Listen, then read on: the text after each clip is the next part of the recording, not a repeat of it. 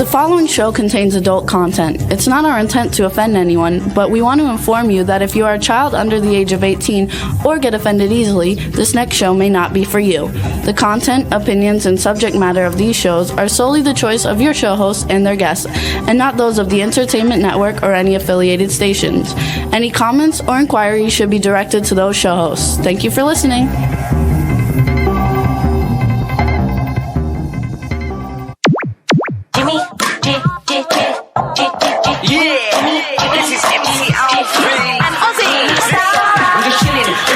Sitting down and designing, why every man am I thinking, what are we gonna be wearing? Yo, I'm a Liverpool MC, you can't test me, big up the girls inside the party, let's get down to crazy Jimmy, big up myself and known as Alfie, the one and only, the Turkish MC. Always love the clothes of Jimmy, British punk, yo, wanna be, Jimmy Star, new celebrity. We'll take you out to Jimmy Stars. Hey ho, what's up everybody? Welcome to the Jimmy Star Show with Ron Russell, bringing you the good times in music, fashion, pop culture, and entertainment. We got a great show for you guys today. We have Falcone coming on, and then we have Grammy-winning singer Anya from Russia. It's going to be a great show, but before we do that, we're going to say hello to my cool, outrageous man about town co-host, Ron Russell. You say fashion, right? We never discuss fashion. Oh, well, it's just we always have. Yeah, once in a while we do. It's like misleading because we really don't, we don't discuss fashion. Who could discuss fashion today? There is no such thing as fashion. Everybody looks like homeless people with ripped clothes, slobbed. Everybody looks like shit today. There's no more glamour or beauty. No more Cary Grants or Marilyn or Grace Kellys. They're gone with the wind. Anyway. So you guys, number one, I want to thank everybody for tuning into last week's show. Because we were out of town, we didn't put it up until Sunday, and we already got a million plays already in 2 days. So thanks everybody for tuning into it. That just was abnormal because we left to go to Nevada to shoot Clown Motel 3 Ways to Hell. And Astro hasn't stopped kissing and hugging me since I got home. He missed me so much. But I miss him more than he missed me. That's all Look at how loving he is. That's all he does. He follows me, hugs me, and kisses me. Because he said, Daddy, don't you ever go away and leave me again for 2 days alone. Right? We were gone for 5. 5 days. Anyway, you guys, we had a blast in Nevada at the Clown Motel. Okay, enough kisses. It was a lot of fun. Joe Kelly's film. This one's going to definitely be the best of the 3. And it was a great experience. We met some wonderful people. Tell everybody a little bit. That Clown Motel is the filthiest, most dilapidated dump I have ever stayed in. I checked that mattress for crabs, syphilis, gonorrhea, and for bed bugs because that's what that room looked like. I think it's a trick palace. You rent it by the hour. Anyway, it is really the most disgusting place to stay. And we had to stay there for a couple of days. The mattress was so lumpy that I kept rolling off of it because I was on a mountain, a hill. Anyway, that's what happens when you go on location and on a low-budget film. But the film is going to be a good one because we had fun with Astro. See what I mean? He won't stop making out with me. I mean, really, Astro. Daddy's here. I'm not going anywhere. Sit down, Astro. Come on, we're in the middle of our show. The film is going to be a good one. I just hope they don't screw it up in the second half. I really took over the first half of the film. It's mostly about my character, General Milan, and his men, which is really good. Excellent. Now, we'll see what happens as the film progresses because we're not there. They're still shooting it. We did our part and we came home. They're shooting a 6-hour drive into Nevada was a nightmare. I said to Jimmy, no more. From now on, I fly to Las Vegas, rent a car in Vegas, and then drive the hour or 2 hours to the set. No, it's 3. It's 3.5 hours. That movie. The next movie coming up is House. With Death House, right? And Death House is also going to be shot in Nevada. But I intend to fly to Vegas, take a car from Vegas to the set, and stay at a hotel in Vegas. What is with this dog? I love you. Yes, I miss you. Yes, Daddy's home. I'm not going to leave you. I promise. I'll take you everywhere I go. Because I hate going away without you, that I miss you so much. Now go to Daddy, Jimmy. Actually, want to say hi. So the chat room. Hey, Don Hinton is in the chat room. Stefan's in the chat room. Lady Lake is in the chat room. The chat room is starting to fill up. It's going to be a fun show today. We had a really good time, though, even though it was a dumpy hotel. It was so funny. When they were shooting one of the scenes, they rented 20 of the rooms in the hotel, so there were still other rooms. And there was this guy with his girlfriend. He was probably like 50 and she was like 25. And they were like, I think, making porn videos or something because he was dressed up like a clown. And he would like bang on the door and open up the door. And all he had on was his underwear. And then the lady in the room would start screaming. And then he would go in and they would shut the door. It was hilarious. I missed that. I never saw that. That's because you were shooting. You guys were shooting. And they were shooting. And they were shooting too in their little room. But it was very funny. We met a lot of nice people. We met Luke and Mary Kate. Oh, the nicest people we've ever met. When you think about the people that are out there today, the weirdness, the drugs, the murder, the ugly people. Go down, Yastro. Go down. Good boy. When you think of what's going on in the news and you get disgusted and you say, what's with this generation, this new weird tattooed earrings, speared, crazy people? And then you meet Luke and Mary. They are parents to a son about 10 years old and a little girl who's absolutely beautiful. The son's a junior in high school. Mary, I don't know how old kids are. Mary homeschooled her children. They are the most respectful, adorable little kids. Mary is delightful, and Luke is a gentleman. All he kept saying was, Ron, do you want me to get you a chair? Ron, you want water? I mean, he couldn't have been nicer as a grandson or a son. I flipped over them and I fell in friendship with them. And we will have them in our lives as friends. Lovely, lovely, decent, clean-cut people. And she's all tattooed. So that goes to show you that tattoos do not represent bad people. Absolutely not. Absolutely not. But we had a really good time with them and with everybody on the set. Everybody. One of the days was 16 hours long, which is a long day. No, it was longer than that. No, one. I got up at 8 o'clock. I went to sleep at 11:30. I know, but all that wasn't working. So I worked until 10-something. I was exhausted. Okay, Jimmy. Don't make it less than what it was. I'm not, but that's only 14 hours. If you would have worked, whatever it is, 14 hours. It seemed like an eternity because I had to do the shots over and over again because they want an over the shoulder, they want a left, they want a right, they want a long shot, they want a close up. So you have to do that one stupid scene. 30. You've made movies, you know what it's all about, and it's exhausting because at one point we had to walk back and forth. Okay, let's shoot it again. Walk back and forth. Let's do it again. And I have bad. You got to remember too. It's also in the desert, you guys. It's 100 degrees. And I'm in a wool jacket, which is, I'm in a general's jacket, a military uniform with the tie. I mean, who the hell wears a tie in the desert? Anyway, it was stressful. It was hot, but I enjoyed every minute of it because I was working. And I haven't been working in 2 years because of COVID and then because of the strike. So now I'm happy to say that all my movies will be popping up. Excuse me. I still have Desert Dust. I'll be in O Negative, where I play a father, a vampire, who raises his daughter. It's a wonderful script. I love it to death. And I'll be in Death House, playing a very famous movie star's father. So that's a good script. I have all good scripts coming up and very good movies, $30 million movies. There's a possibility we're going to Portugal and Germany to shoot one with Mark Wahlberg. And who's the woman again? We can't talk about it. We can't talk about it. Anyway, it's a major, major $45-50 million movie. So they will give us accommodations that are decent, proper hotels and food and hair and makeup. This movie, we had to do our own hair, our own makeup, dress ourselves. So we didn't have a makeup man, a dresser, or a hairstylist. They only had a makeup person to make up all the clowns. I don't remember that. Anyway. There was like all the I don't remember that. Okay, well, that's because you weren't in the room because you were working while they were making up all the clowns. I don't remember that. Okay. Well, what do you want me to tell you? It happened. I was there. Don't mention that. I don't remember. Okay. No, not that makeup person. No, they had real makeup. They had about two ladies. Those two nice ladies were there. And I'm not So how come I didn't have makeup? because they were only there for clown makeup. They did all the clown makeup, all the clowns, all the kid clowns before that I got person news was for you. there. They shot it in that wonderful camera that I love, which is better than They used a black magic something.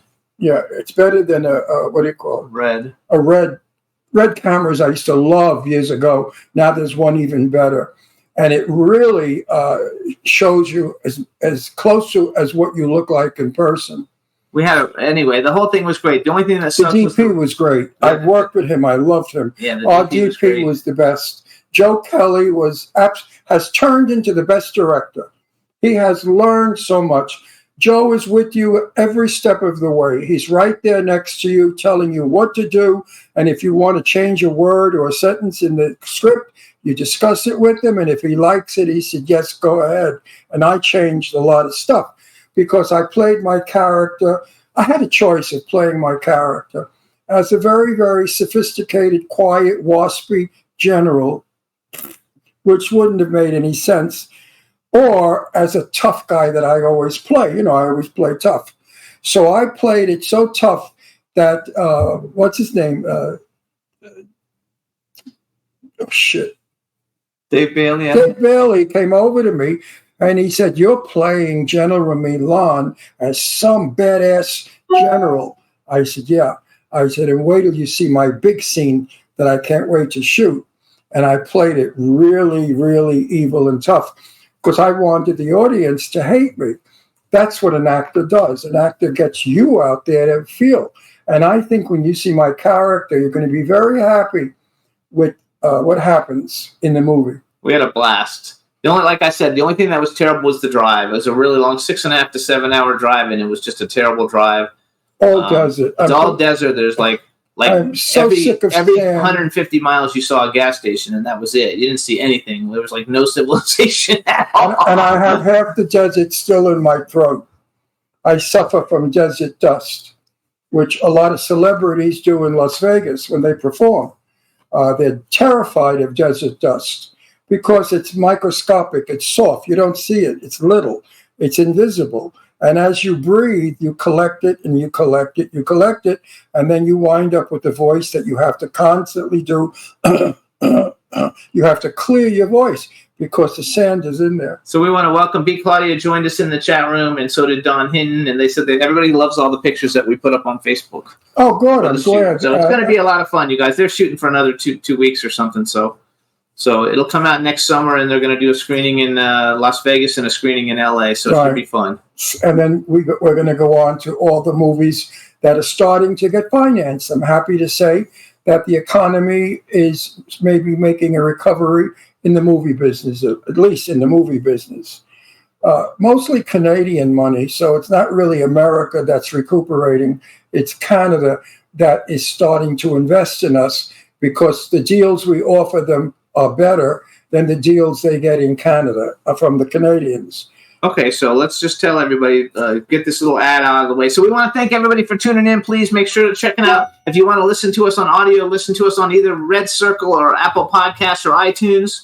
But Red Circle is actually the best one. We're on Apple Podcasts, iHeartRadio, SoundCloud, iTunes, Spotify, Amazon Music, YouTube, Google Podcasts, Radio Public, TuneIn, Pandora, and Amazon Prime.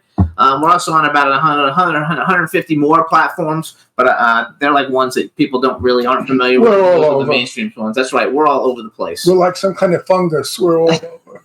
Yes, absolutely. So, chat room, thanks for showing up. I'm glad everybody liked it. Again, Clown Motel 3 is going to be a lot of fun. And now we're going to bring on our first guest. Good. So let's bring him in, Juan. Hey, Phil, how you doing? How you doing? Nice to see you again. Nice to meet you, Ron. Congratulations. Well, you're another wop from Brooklyn like me. There you go. How you doing? How you doing? Forget about it. What are you doing over there? Oh, Don't you talk like this anymore? You know, now we all got fancy. We all got fancy. That's it. We leave that in the old neighborhood, huh? I love Brooklyn. You know, I have friends there, and I go there, and I eat the best food. Oh, my God, the Italian food is so fabulous in Mill Basin and Bensonhurst and all over that area. I love my buddies. Yeah. Yeah, definitely. And a lot of them are still alive. They're all up there. They're in their 80s, like me, and they're old-time Brooklyn guys. Nice. They're definitely still there. All my Yep, buddies. they are. I called them gingerellas. So let me do a proper introduction. All right, everybody. Now we want to welcome to the Jimmy Star Well, Show. look at you. You're a good-looking Italian. I got to tell him he's a handsome Italian. Why are all the Italian men handsome? Hey, let me call my wife in here. Tell Lee, they're calling me handsome. Not really. Why I'm Italian, 100%. Cool. Why? Yeah, 100%. There's nothing in our family. We're 100. We go back Italian to the Roman era. Oh, cool. Actually, that's so funny. So your wife would probably never even come there with you. I love the way you always take these snapshots because she doesn't like you to take pictures, and then you put them up on Facebook and Instagram. And half the time they're blurry and stuff because you can't really get them because you're sneaking the pictures. I think that's the funnest thing ever, that you do. And then sometimes she poses, like if she's on a red carpet or someplace, then she poses with you all night. Is she an actress? No. She's Italian? She's Italian. Full-blooded Italian, yeah. Same here. You married an Italian. Good for you. I was stupid. I married a Dutch girl, which was a big mistake because the Dutch couldn't be further from the Italians if you wanted. I mean, she didn't get. She called gnocchi gnocchi. Gnocchi. Gnocchi gnocchi. And manicotti was manicotti. Yep. I kept telling her, Joanne is manicotti. She couldn't get it. No, they don't do it. I taught her how to cook Italian. It was difficult. You're better off marrying your own. I believe that. I told my daughters that. I say, make sure you marry your own. Because if you marry another race or whatever. Culture, it sucks. I mean, like your wife, she could very easily stab you or beat you up. I think many times she wants to. But wait a minute. The wasps don't get it. The English. I'm a wasp. Jimmy doesn't understand that I would stab him because I love him. That's Italian. Italian, we beat the shit out of each other. And then the wife says, hon, what do you want for dinner? Yep. And I love it. There's a commercial actually on TV that shows that, and Ron's like, "See, that's like Italian. That's how the Italians." I fight with Jimmy. When I fight with Jimmy, I want to beat him up. I want to punch him in the face. I really do. I get so crazy. I go like this. I'm going to give it to you one day. Such a punch in your face, you're never going to recognize yourself. And then he looks at me like I think he thinks I hate him. No, it's all out of love. No, I don't hate him. He just got me mad.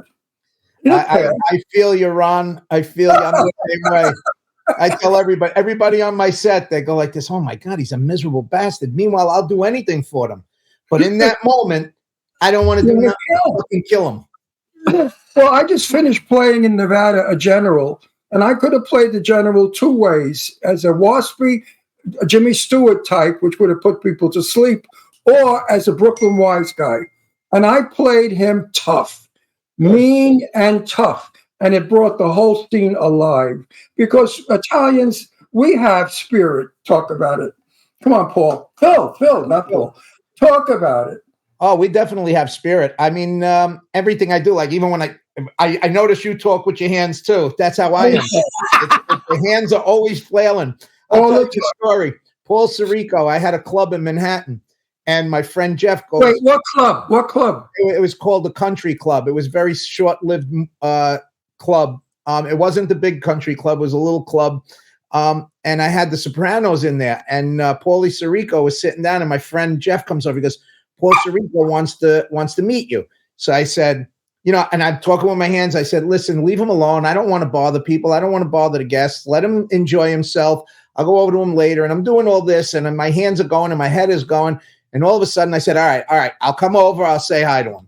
I walk over. I go, how you doing, Mr. Sirico? Nice to meet you. He goes, you're full of shit. I saw you. You didn't want to come over. I'm like, no, I didn't want to bother you. So, you know what? I tell this all the time. If I say to anybody here in Palm Springs where they're all a little queer, like, fuck you. Oh, they want to call the police. I say to them in Brooklyn, I greet my best friends who I love with, "Hey, fuck you! What are you doing?" That's it. That's it. That's And how it means love. So "fuck you" in Brooklyn means love. Out of Brooklyn, it means you hate people. So Yeah. you got to be careful. I have to remember when I'm not in Brooklyn and when I'm in Fairyland here in Palm Springs, I have to be very genteel. Yeah, we like moved in, and the next door neighbor, we were like outside, I'm and terrified. he immediately said, like when he was introduced to him, brought the word "fuck" up in a sentence, and immediately, and that's it. For 6 years, we haven't seen him Never since. spoke to me. They are terrified of me. We live in a community with a lot of gay people, mostly couples. And if I go to the pool, they whisper, "That's the mafia guy." In the movies, I'm in the mafia, but in real life, I'm not in the mafia. I wish. I wouldn't be living here. I'd be living better in Mill Basin in a gorgeous house. There you go. With a boat. I get that a lot. My partners in the film, Damien and George, the DP, sometimes I'll be talking and they get nervous. And I go, relax. I know my audience. I know I could read the room. I'm pretty good with that. First of all, I love everybody. So you got to really go out of your way to piss me off to the point where I have a vendetta, say, towards someone. It takes a lot for me to get angry at someone. But if you get me angry enough, it'll come out and it'll be serious. I could tell you this. I fired our PA, Scott Clausen. I fired him like 7 times in the first week on Terrifier 2. I was like, all right, get out of here. You're done. Leave. And he walks to the other side and he goes, I think Phil just fired you. They go, no, he didn't. Don't worry about it. Phil. He does that to me all the time with, like, when he gets mad, he's like, I'm moving out. I'm going to get another house. I'm going to live someplace else. No, he's full of shit. I tell him, I'm calling the cops. I'm having you removed from my house. I'm going to tell them that you beat me. Now, listen, if I had the clout to have people killed, half of the population of the earth would be gone. Starting with what's in Washington. Yeah, well, anyway. So I'd start with the presidents. I'd start up there. Wait, we gotta like make a formal introduction. I need just to have it. So hey, everybody! Now we want to welcome to the Jimmy Star Show with Ron Russell. 10 minutes later, producer, director, special effects wizard, and actor Phil Falcone. Hello and welcome to the show. And now you already know Ron, but we have a chat room filling up. So say hi to the people in the chat room. How you doing, everybody? Nice to hear from everybody. I hope we entertain you tonight. Absolutely. Hey, Phil, what part of Brooklyn were you from? Bensonhurst. I come right outside of Coney Island. Okay, I know it so well, Benson. 13th Avenue, the best food in the world, the best cold cuts, and the best Italian bread on 13th Avenue. Oh God, there's so many good places. I remember 40, 50, 60, 70 years ago. I remember going to Coney Island and going into little cabins and changing, putting on a bathing suit. And the smell of those hot dogs, my God. Oh, remember that shit? They were the best. Well, I grew up in a different time. I grew up in the late 60s, early 70s in Brooklyn. And I could tell you I wouldn't trade that for anything in the world. Well, I grew up in the 40s in Brooklyn with the sailors, the Marines, all the soldiers. America was so patriotic. Everybody was one person fighting the Japs and the Nazis. It was a time when America was a unity. People were fabulous. Neighbors spoke to neighbors. People gave people car lifts or whatever. I mean, everybody just was good to each other, especially Brooklyn. I came from Red Hook. Red Hook was tough. Yeah. I mean, if you survived Red Hook, you could survive anywhere. Yeah. And as tough as those people were, and across the street was the Italian club from where I lived. I lived on Columbia Street. And right across the street was the Italian club where Gotti's father, they all were there. All the old big-time mafia, wise guys. If anybody disturbed us and we went there, that never happened again. No, really. That's how it was. You went in that club and spoke to the Capo di Capa and explained to him what happened. And if you were right, they straightened it out. And I love that, knowing that with my father growing up, because the Italians were sometimes very mistreated. You know that. Oh, yeah. There was immigrants who were mistreated. Yep. All right, enough of that bullshit. Now let you talk. Let me hear about you. So first of all, I want to know because you must have done a whole bunch of things because basically it's only like the last. Wait, I got to interrupt. Jimmy has been bragging about you for the last 4 hours. So I'm excited. No, I'm really expecting some major shit from you. Oh God, I'm going to let you down in a big way. I hope not. I hope not. I hope not too. I don't think so. From what he has already told me. No, I'm excited. Normally, we bring the people. We don't always bring a lot of people that are behind the scenes. We usually bring the stars of all the movies on. So we haven't brought a lot of producers on. But because number one, you're the producer of probably the biggest horror franchise of the last 20 years. Next to the one Blair Witch Project, there's probably not an independent horror franchise, bigger than Terrifier.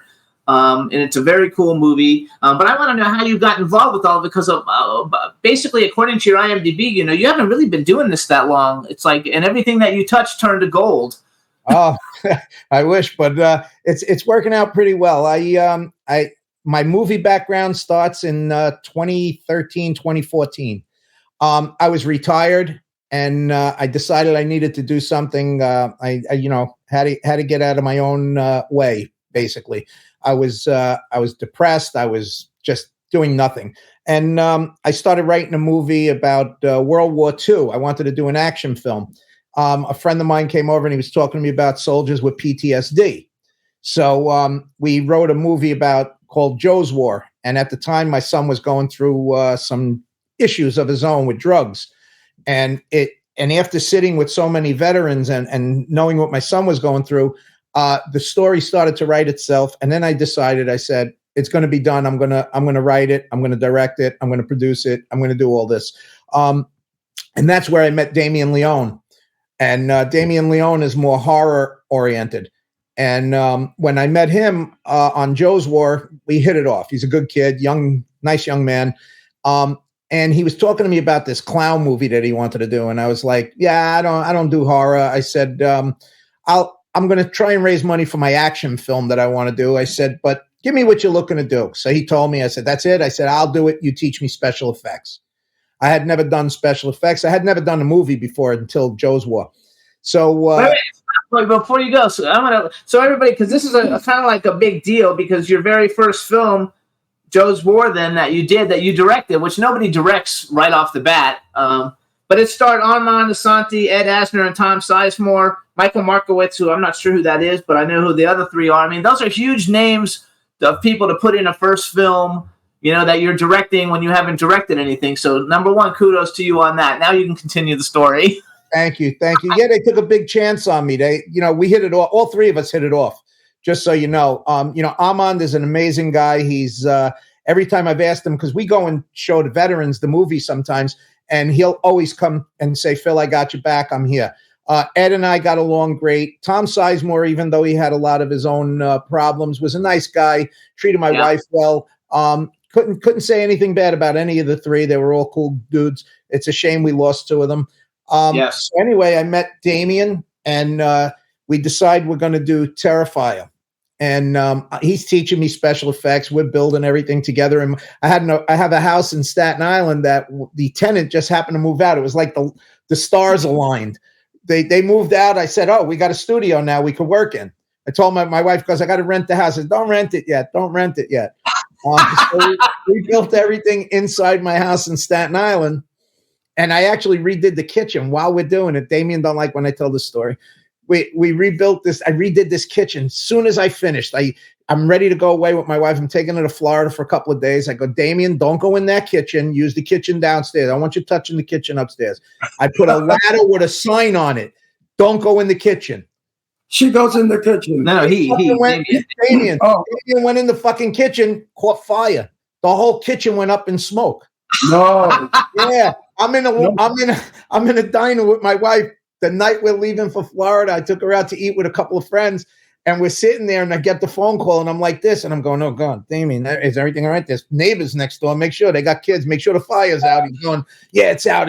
He goes, everything's out. I'm going, oh shit. My wife goes, what's going on? I said, nothing. She goes, Philip, what's going on? I said, Damien burned down the kitchen. She goes, what? You just finished it. She not believe on your wife? Excuse me? Is your wife Napolitan? Oh, yeah. No, she's actually half Napolitan, I think half Calabrese. I know she's Calabrese. Oh, I feel sorry for you. Yeah, thank you. My mother was the same thing. My mother was Napolitan and Calabrese, and she would shoot you as soon as look at you. She was one of the toughest broads you'd ever meet in your life. Yeah. No, thank God. Lisa's very mellow. My father used to run from her. She was so wild. A typical Napolitan wild. So real quick, you guys, when he mentions Damien, so everybody knows who he's talking about Damien Leone. Is it Leone or Leone? I call him Damien Leone. Okay, Damien Leone. He's the writer and director of the Terrifier movies. A huge success story in the independent film industry and now the film industry, because now it's kind of like become mainstream. So okay, so was Terrifier starting? Did it start as a short, or did it start as a short? Or you just did the first film?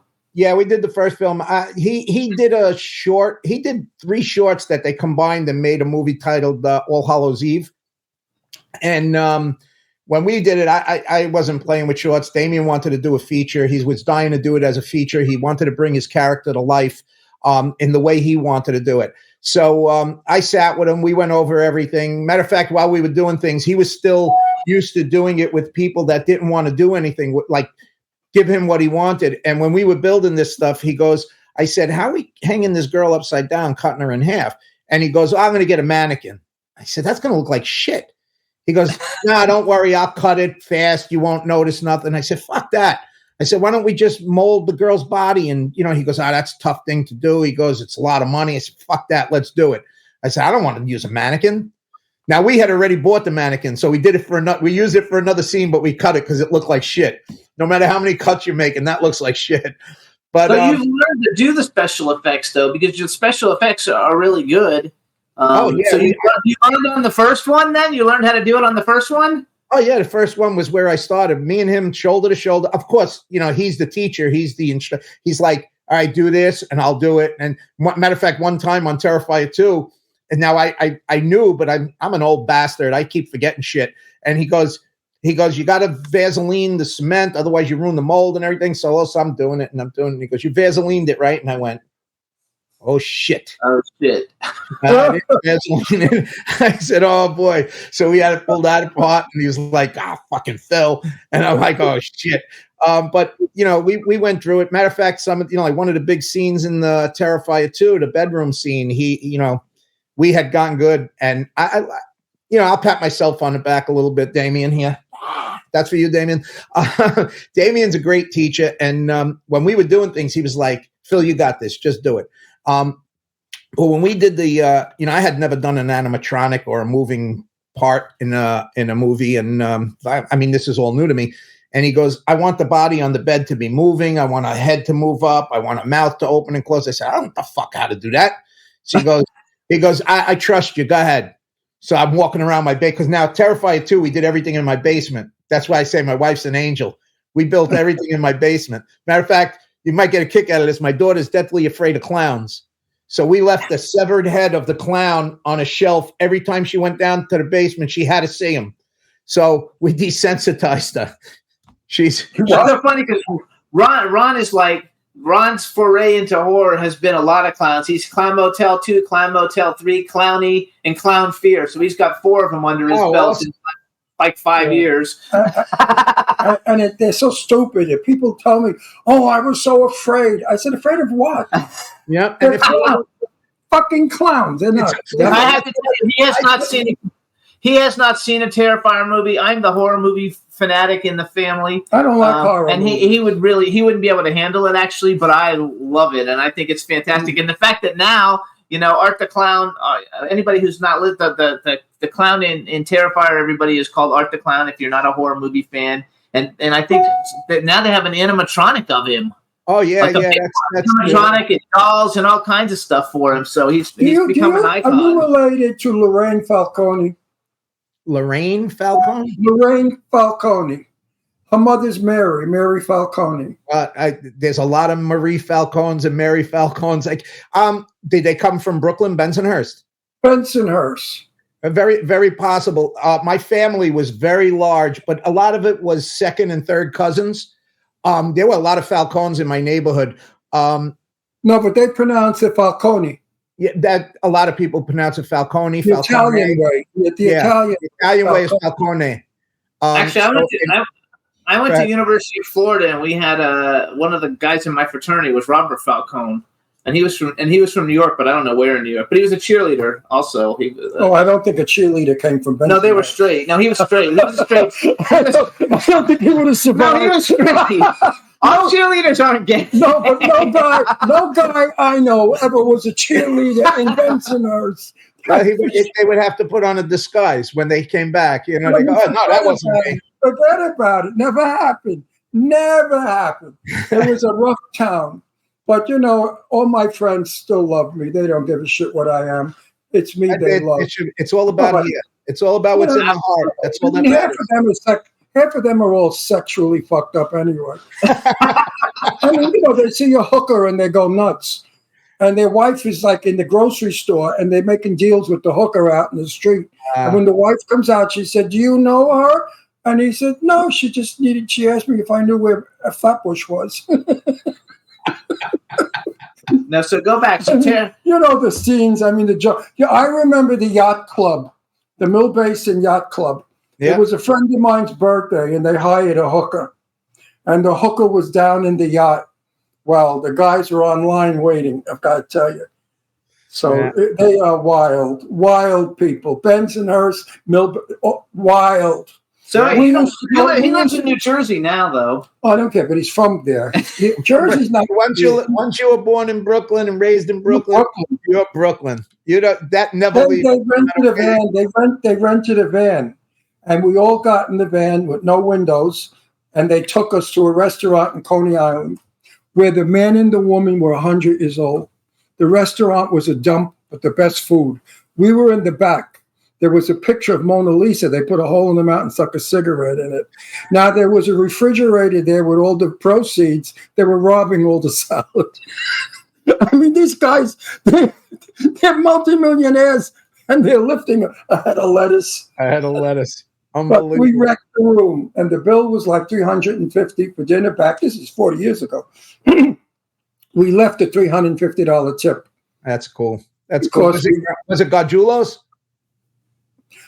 They were funny. The old man used to yell at her, "Vice de puttana!" And he said a name of a restaurant. I don't know. I don't remember. Okay. And then she would yell back at him, "Mascalzone vergogna!" And they go back and forth. I love that place. In Coney Island, a dump. Yeah, well, Gargiulo's wasn't a dump. Was the best food you ever ate. Oh my God, Brooklyn food. Can't beat it. Brooklyn Italian, the best. So you did Terrifier 1. It was successful. Mm-hmm.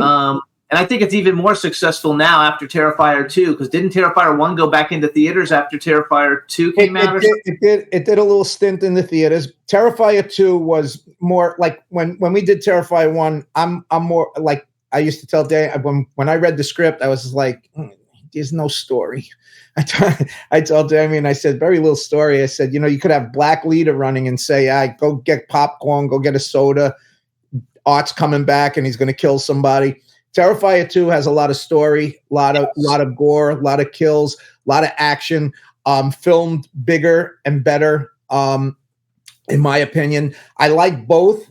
They're both very different in style, basically. I mean, it's all retro, but I put a little more money into it to make sure that we built it bigger than we did in Terrifier. Terrifier 2, because the budget still wasn't big, we built everything in my barn upstate. I bought a farm upstate, and we built everything in the barn for the most part. We did a lot of the shooting. We built sets in the barn, the Clown Cafe. We built in 3 days. Damien wanted to push the shoot back. I said, nah, we ain't pushing nothing back. Fuck that. I said, you stay here, build the rest of the prosthetics. I'm going out there. I grabbed 2 workers with me, George and Steve Della Sala. And we went upstate and we built out this thing in 3 days with my friend Larry. And when he came up, I said, come on up. We're shooting. He comes up. He expected to say, I'm not fucking shooting. He looks at it. He goes, holy shit, you fucking did it. He goes, "You built this thing in 3 days." Yeah, built it in 3 days. No, but that's Italian ingenuity. Italians are famous for this. Yeah, we try. We work hard. I'm pretty good with my hands. We're very good with. What did you do before? Before you retired? What did you do? I worked on Wall Street. I was a trader in natural gas and crude oil. Okay, you got to be kidding. That's like 180 degree switch around. Everyone I knew, every wise guy was on Wall Street. Yeah, I'm not a wise guy. I'm like you. I'm respectable. Yeah, there's a restaurant I love next to a funeral parlor. As they killed everybody, we'd go to the funeral, and then we go next door to eat. You know the place I'm talking about, Under the L? Under the L. It was He's not good with names. No, I forget. I'm terrible. It was, well, you know why I'm not good with names? My father trained me as a kid. Whoever's in my house, you don't know the name. Forget it. And that's all I did. So now when I meet people, I don't remember their names because I've been trained to forget names and not mention names. I don't have that, but I don't remember names. I'm terrible with names. No, but that was the Brooklyn way. You never repeated a name. Yeah, and I never repeat. Still today I don't. Yeah, that's the right way. You should always forget. This way nobody could ever say you're the one. Nobody could ever point the finger and say you're the one. I have nicknames for my friends. Every one of them that are still, around, I have nicknames for them. So when I talk about them, nobody knows who they are. But I don't have any connections with anybody, so it doesn't matter. Matter of fact, my father was a longshoreman, right? Most people, but most people associate that with the mob. My father was not. Most people associate that with a filthy mouth, dirty mouth. I heard my father curse. Your father was Union, and who do you think the Union was? And if your father was in trouble, he went there. They helped him out. Because my father, you had to. My father was a Union delegate for the Painters Decorator Union. So my father had all the Italians because he spoke Italian, and he'd give speeches to elect all the big shots. So if my father ever had a problem, the Union helped him out. Right. Yeah, no, I get it. I'm just saying my father, believe it or not, my father, he was like, he didn't want any part of it. Listen, I grew up Bay 50th Street, a lot of mob. Didn't want any part of it. Didn't want us to have any part of it. Made sure we stayed away from it. Just keep your nose clean. I'm giving you my name. My name is the only thing I have. Don't ruin it. And that was it. Didn't want any part of it. But you know what? The media and the press and the movies make them out to be the most terrible people in the world. And they are not. They are the nicest people. I know the big shots, the little shots. They love their children. They love their friends. Just don't cross them. Right. If you cross them, you're dead. But guess what? Don't they call Hillary Killery because she supposedly killed 32 people? I mean, is she not the mafia? Is Washington not the mafia killing off? They try to kill Trump. I mean, come on. So, the Italian people had to fight for what they got because the Irish and the German didn't want them here. And that's why they became what they call gangsters. My friends are the most respectable, decent Americans you will find. I don't doubt it. I love every one of them. Listen, I grew up in a neighborhood that had all different types. We were a melting pot. Like I said, I was right outside of Coney Island. Right next to us, we had buildings that we used to call the Jewish Towers. They were they would just abundance of Jewish people lived in this building. Then you had the Italians, we called it the Guineas, lived in this section. Then you had the blacks in Coney Island and in Marlboro Projects. And in Coney Island, you had a mix. You had a combination. You had Puerto Rican, you had black, and you had Italian. But it was Predominantly Puerto Rican in Coney Island for a while. Then it changed to black. So you had Russian came in later. They came in a little later. You had the Russian came in. So you had all these things. It was really a melting pot. I mean, I could tell you, I had friends of every nationality, every culture. It was insane, and you welcome them. I mean, the Chinese started coming in later on, and you're like, holy shit. And your first reaction is, this is what we fucking need now. But after you get to meet these people, you realize we're all in the same fucking boat. And That's everybody right. got along. We got along. I mean, even during the racial wars, you know, I had friends that were black, and when the racial riots would come in, you know, you didn't want to be in their neighborhood, and they would call me, Phil, stay the fuck home. And I'd call them when shit was going on. I'd say, you don't want to come by the block right now. Something happened. Everybody wants to fucking kill you. So you had to be careful. You had lines you had to stay on. And it was tough because you love these guys. I mean, you grew up. Curtis McGeady was a great friend of mine. Powell, oh my God. And you say, yeah, how could you live like that? But that was the times. And you would say, listen, don't come here right now. Please don't come here. No, I agree with that. I was born in 1940 in the Red Hook projects. And my first friend that I grew up with was a little black boy who lived across the hall, and his name was Sammy. And I played with Sammy, but I never knew he was black. I swear to you, I never knew it. And I never knew his parents were black. I never knew it. Isn't it amazing? See color, see your heart. If the person... No, I never knew he was... My parents were very liberal. They were communists, my parents. They were socialists. And they were liberal people. Now, the black people started to move into the projects.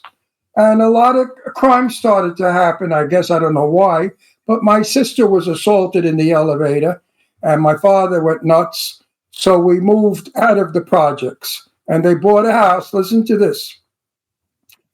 On Columbia in... right off the river with the Statue of Liberty, you could see it.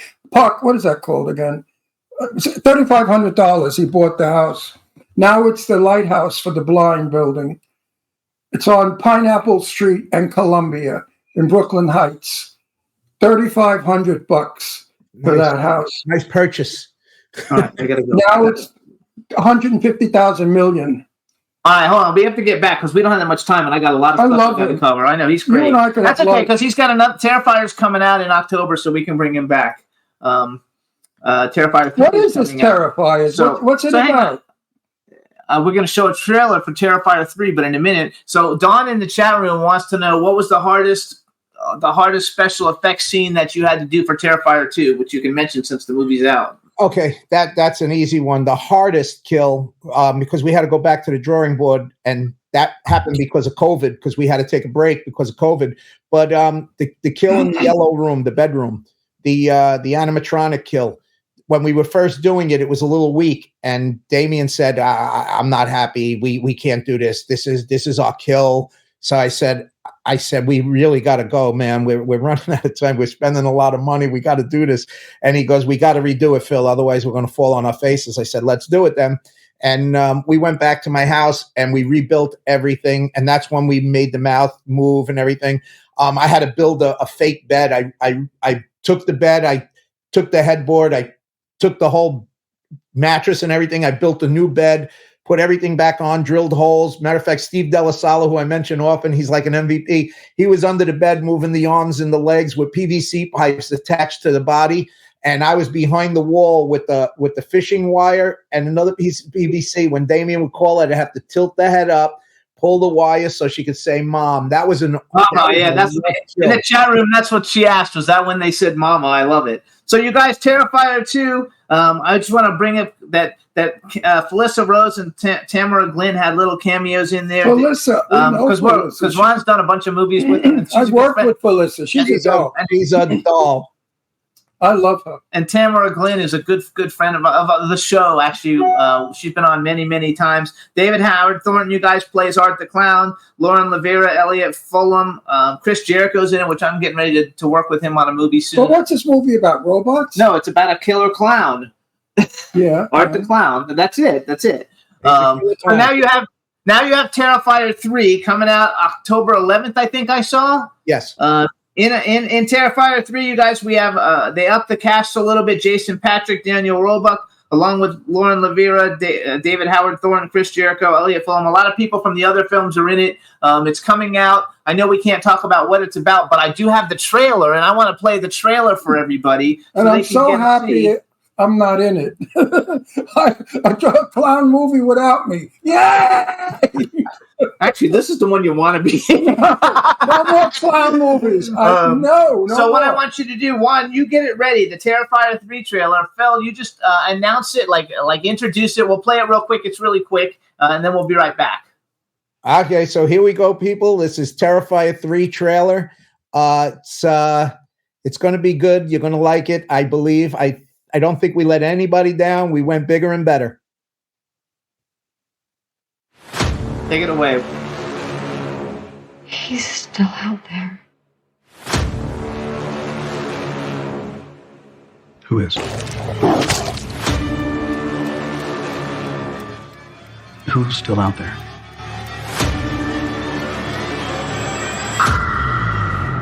The demon. Over the centuries, the legend of the cloyne was forgotten. He became the clown. There you are.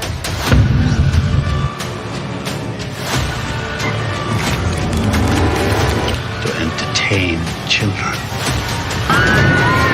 If only they knew.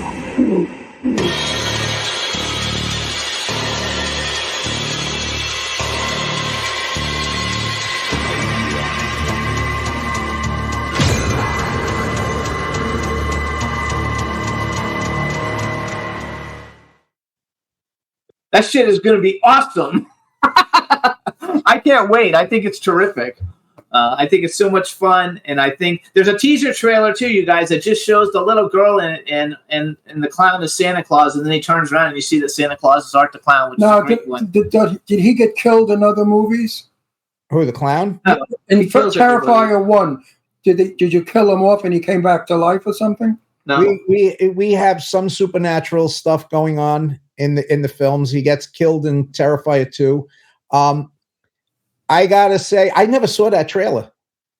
Okay, I pulled it off the internet. Yeah, so like somebody messed with that trailer. That isn't our exact trailer, but it was on a movie. It was like on a movie site. I pulled it off of like one of those movie sites too. Okay, I haven't seen everything. I've been deep into Terrifier 3. That's a first for me. Okay, good. I will tell you this though, there will be a new trailer drop real soon, and I could tell you this, you will not be disappointed. This film is going to be wild. It's going to be big. We shot it anamorphic lenses, Panavision anamorphic. Lost my tongue there. Anamorphic lenses. It's wild. What camera did you use? An Arri. We went big. We went big this time. We brought in a special effects crew, Christian Tinsley. He worked on Passion of the Christ and a bunch of other movies. Much to my dismay, because I love doing the special effects. That's the thing I love most. Who was your DP? Who was the DP? It was George Stuber. He was the DP on all 3 movies. Cameraman was Rags. Be honest with you, I don't know his exact name. I'm sorry, Rags Raguzzo. I'm so sorry. It's terrible of me. We bring most of our people back, but this time around, we went from a 9-10 person crew on Terrifier 2 to a 45-person crew on Terrifier 3. Yeah, but that's big because it's theatrical, and I'm sure it's getting a wide theatrical release this time. Yes, we got I think 2,500 theaters. Yeah, so it's going to kill it. So congratulations with that. So then you have another film that's out right now. Yes, Stream. So you have we brought on a team, the Fuzz on the Lens boys. I mentioned Steve Delasala a few times. Jason Levy is an actor, and Mike Levy is an actor, director, writer, and Steve is the DP. Stream is a pretty wild movie. It's actually premiering today, and I'm running to the theaters, and as soon as we're done here, I'm hopping in my car, driving to Staten Island, and watching Stream with the boys.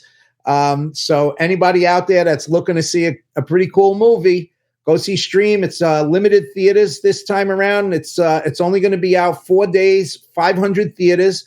But Terrifier 2 started that way. We started with 400 theaters, and because of the people going to the theater and putting their comments online, it expanded, and we ended up in 1,500 theaters by the end run. We stood in for about a month and a half in theaters.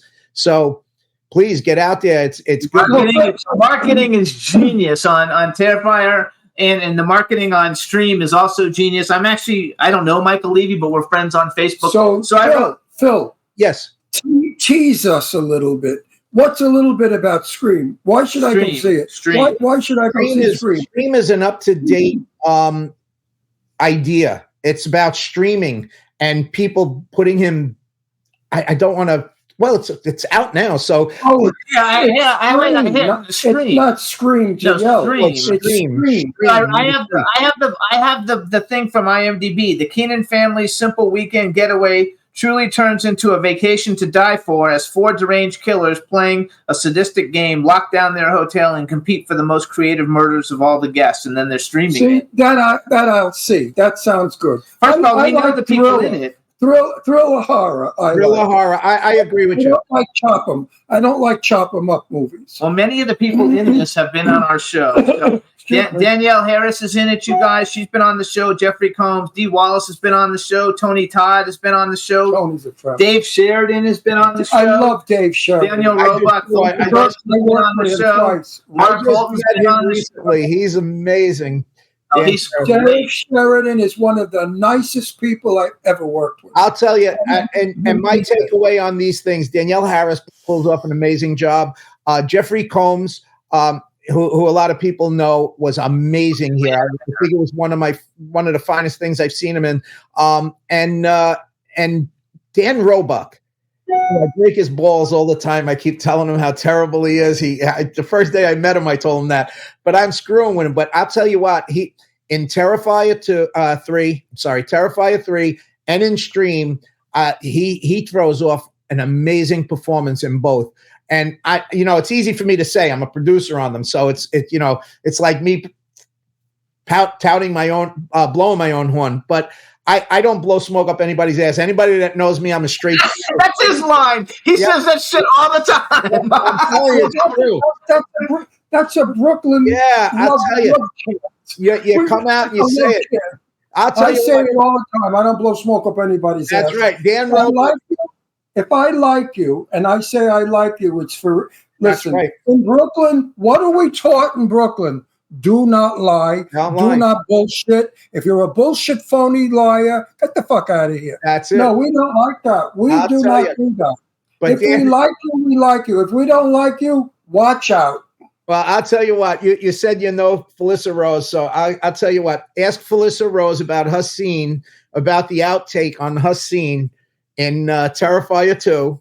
I had one of the young kids. He didn't want to do it, and I forgot exactly what I told him to do to her. But she walks up, and her line is, "What's going on here?" And she walks up, and I told the kid, I said, when she comes here and says, "What's going on here?" say, "Oh, leave us alone, you bitch." And she was shocked. She went, "Oh." You know what? You can't do that anymore.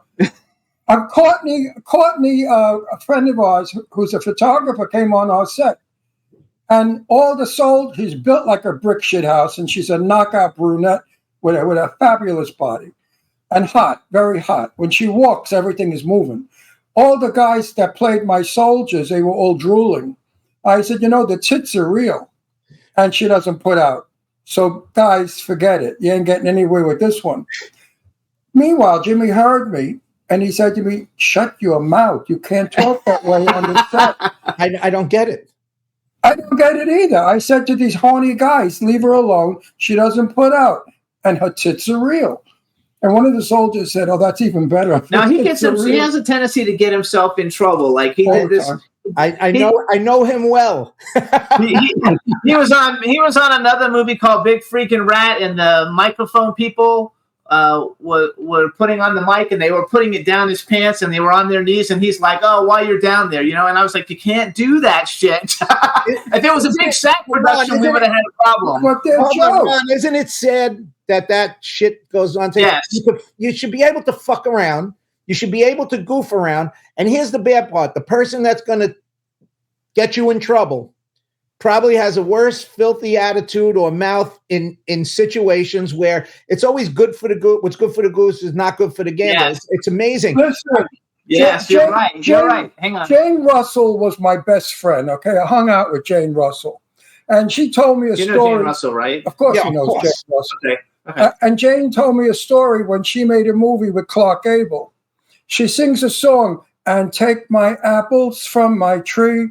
And Clark was off camera, and when she came by, he said, "Get over here, baby. I'll grab your apples anytime." Now, if you did that today, Clark Gable would have been thrown off the movie. It would have been canceled. And all he said was, "Get over here, baby. I'll grab your apples any day." And all she had to do was turn and say "fuck off" if she didn't want to be bothered. But it's just amazing because listen. Some people take too far. You know what I'm saying? Some people go too far. I don't like that either. But in the old days where I grew up, if somebody said something wrong and I said, "I don't want to hear that shit," and they continued to say it, I'd knock them the fuck out or try. Right. That on my own. Right. That's what I'm saying. Somebody mouths off to me, I like to say, "Fuck off." They don't like it. I don't like it. We'll go head to head. And it was worked out right there. And guess what? Sometimes you walked away and you go, "You know what? He was all right. I shouldn't have went there. I shouldn't have did that. He shouldn't have did this. He shouldn't have did that." Sometimes you had a mortal enemy, but sometimes you became friends from that fight. One of my best friends, I met him. He was mouthing off to me and I had a fight with him and we turned out to be best friends. He just moved into the neighborhood, thought who the fuck he was. I showed him he wasn't and we became friends. Oh, I love it. Lifelong friends. So it's a different world. I like my world better. Because of the woke people, those crazy wokes, they started this shit. Oh, they love it. I had on our show 2 beautiful girls, gorgeous. And I kept big names. Big names. And I kept telling the beautiful one, "You are so beautiful." And she was a woke. And she stopped me. She said, "I don't like that. Please don't do that." I said, "You don't like me calling you beautiful?" She said, "I am more than beautiful." I thought to myself, well, yeah, I hope you put out better. Because you should. I mean, if you're telling me you're more than beautiful, you must give head like nobody in the world. So, I really was annoyed with her. We actually never showed the show. Our audience hated it. In 1959, I was in a movie with Sophia Loren. I met Sophia on the set. I sat there like a moron, 19-year-old kid saying, "Ma come sei bella, Sophia, you're so beautiful." That's all I did for 10 minutes. And she started to laugh. And I'm talking to her in Italian. You know what she said to me? In English, "Your Italian is as bad as my English." She was wonderful. Now, today, I couldn't do Sophia. I couldn't. They wouldn't let it.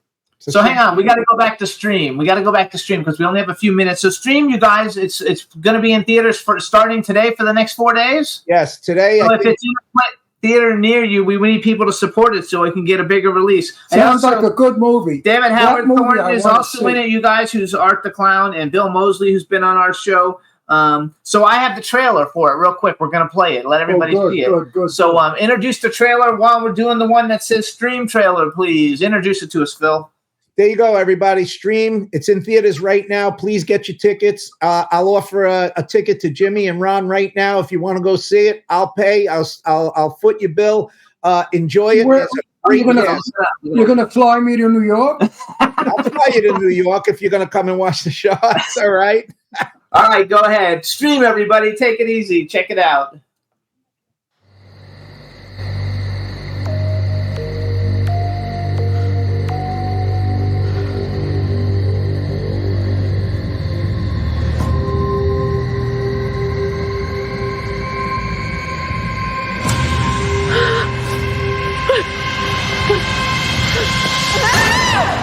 Why don't we go away tomorrow?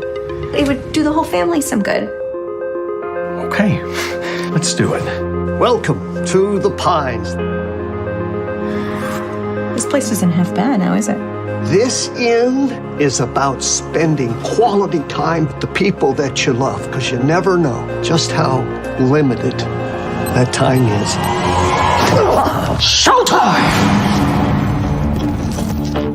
Everything's locked up. Every door in this damn place is that way. So we're trapped. You and I need to figure out what the hell's going on. Tonight, we are running a game. Eliminated. That each of you have unknowingly signed up for when checking in. Our game is a rather unusual one. Double kill.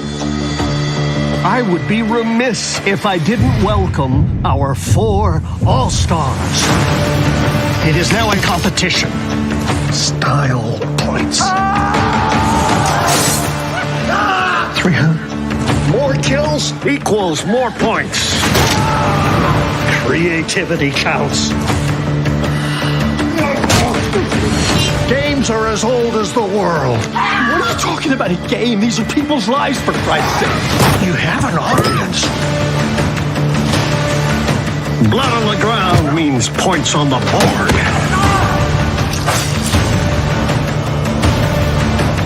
Buckle up. Warm-ups are over, ladies and gents. Let's play ball!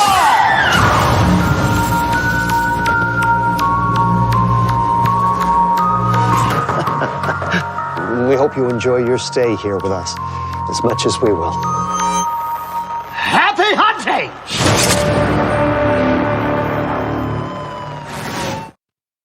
I love that line at the end, happy hunting.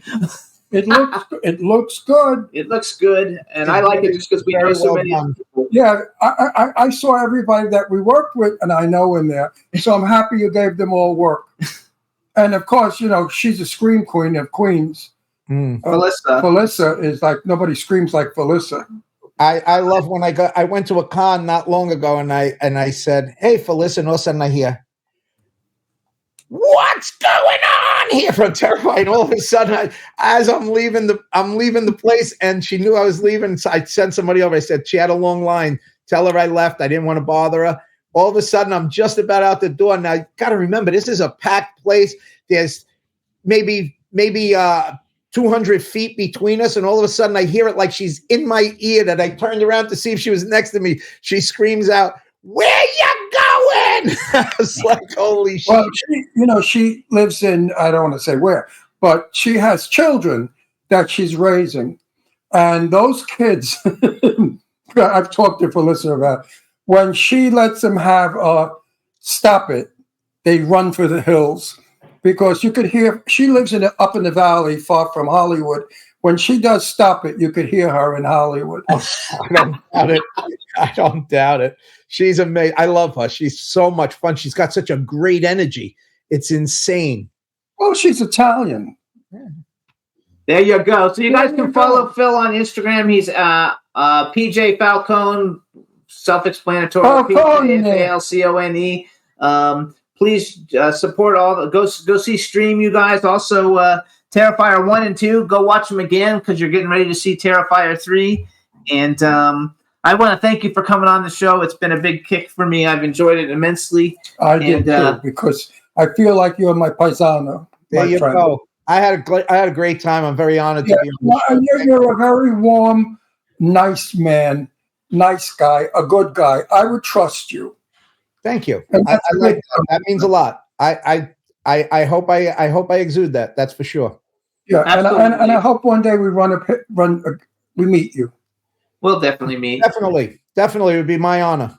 Also, too, in October, if you want to get 2 or 3 cast members, we can do an actual Terrifier show. Like we've done it for a bunch of films where the cast just comes in and out to help promote it. So if you want to do that, just let me know and we'll set up a date. How do you like living in New Jersey? New Jersey is like another world. Yeah, very, very different from Brooklyn. There's no doubt. It's very, you know what? The neighbors, it's not like a neighborhood like Brooklyn was. Brooklyn, I knew everybody probably in a 2-mile radius. I probably knew every single person. Out here, I'm not even sure who my neighbors are. I'll be honest with you. I know some of them, very nice people. When I first moved out here, we built the house, and the people that were around me built their houses. And, the first nucleus of people that we here, we got along really well, but then most of them moved out. My wife likes it here. I wanted to move, but she likes it here. I'm fine. Mill Basin still is holding. Mill Basin is still beautiful. I was there not long ago. I mean, if I had a lot, because you have to have a lot of money. If I had a lot of money, I'd buy property on the water in Mill Basin. I'd be living in Brooklyn. Yeah, my neighborhood changed a lot. It's very different from when I grew up. all my friends, a couple of them stayed, but most of them moved out to Staten Island, which is the progression. I moved out to Staten Island for a year or two, and I was like, I'm not staying here. Couldn't stay. I used to go to South Beach in Staten Island years ago. Yeah. South Beach was where all the Sicilians lived in South Beach. Yeah, and we used to go swimming in that water. Would you believe it? Yeah, listen. I grew up off of Perfume Bay. We would swim by the beach, but it was part of Perfume Bay, and you didn't want to even touch the water in Perfume Bay. He always thinks he has immunities because where did you swim when you were little? East River. In the East River. They would go swimming in the East River. So he thinks that's what gave him his immunities. We used to call the shit when it floated the meat. Here comes the meat, and we push it away. And knotted condoms that were knotted. Oh, God. Push it away. I'm 84 years old. What did they used to call them? Coney Island starfish or something? Coney Island. Yeah. I'm 84 years old. You know why? I swam in that polluted water. Nothing could kill you. And it made my immune system so strong. We like love. I remember that. And we used to swim naked. Oh shit! I tell you, there's some nasty water in Brooklyn. I can tell you that. You go to these islands. I never went to an island until my adult life, and when I got there, I was like, "Wow, you could see the bottom." Brooklyn, you don't see the bottom. You don't see the bottom. In the river, I was off of Brooklyn. The river was. I could have swam to the Statue of Liberty. The Hudson. Oh God. We got to go. So, Phil, congratulations on everything. Phil, pleasure. We'd love to have you come back and go enjoy your premiere. Congratulations. And good luck with it. Break a leg. It's going to be a success because you're a success. Thank you so much. And congratulations on your latest movie. And I got to check out some of these clown movies. Clown Motel 3, Afangula. There you go. I'm going to check them out. I don't watch many horrors. I'll check them out, man. Thank you so much for having me. Bye-bye. Take care, Phil. All right, you guys. He's great. What a nice guest. I love Brooklyn people. I'm sorry. So, you guys, really quick, our next guest is in the green room. We're going to play a song real quick from her, so everybody gets an idea of what she sounds like, and then we're going to bring her on. Let's play the crazy video. I think Juan, and then you guys will be back in like 3 minutes with our next guest. Anya. Enjoy, everybody.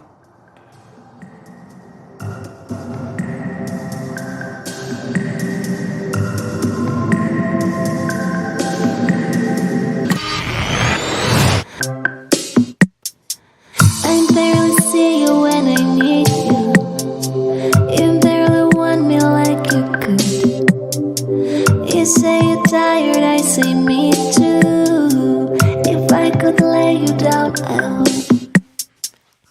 There we go again, I cry to all my friends. I never have you like I want. Can't say what I meant, I'm scared you run again and won't give me a second thought. You make me crazy, baby. Can't find a thought inside my brain, too hazy. I wait for your call, it makes me crazy, baby. All that I want is you. You make me crazy, baby. Can't find a thought inside my brain, too hazy. I wait for your calls, it makes me crazy, baby. All that I want is you. What makes me want you in the worst way? Why can't you ever call my name? I don't mind the way you hurt me, and to you it's all the same. There I go again, I cry to all my friends. I never have you like I want. Can't say what I meant, I'm scared you run again and won't give me a second thought.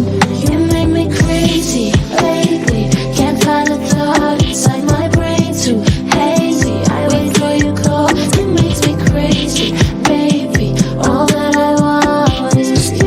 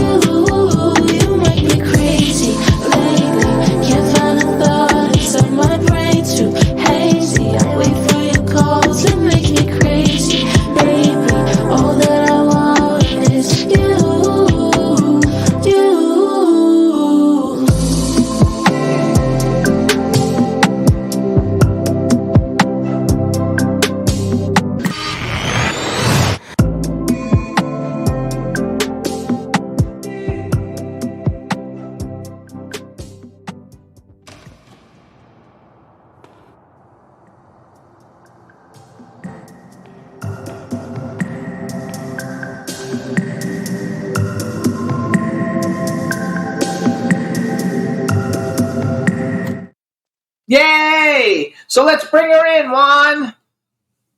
Hello. How are you? I'm awesome. Thank you for having me. Can you are you on a phone? Yes. Can you turn it sideways, or will it go sideways, or no? Let's see. Oh my gosh, you hardly have an accent at all. I expected you to have a really thick accent. There you go. That's good. Now you match us. Let me make myself a little bit. I'm going to be like an old person a little bit with my fingers in front of the camera. Now we can see how pretty Now we can see how fabulous you are. Here we go. You can sing, aren't so you now, lucky? Can you tell me is it Anya? Yes, you did it perfectly. You're one of the few people that actually pronounced my name perfectly from the first try. So congratulations and thank you. You know what I did is I did a lot of research, and every time I plugged your name into Google, Aaliyah came up. Always comes up. They always think you're spelling it wrong. And then there's another Aaliyah from someplace else near Russia. Right. There's a pop singer. And so I did all this research on this other singer. And then I was like looking at it going, I don't think this is right. And so then I like plugged your name in again, and I wrote, singer in Russia. And I found out because like she started singing in 2002.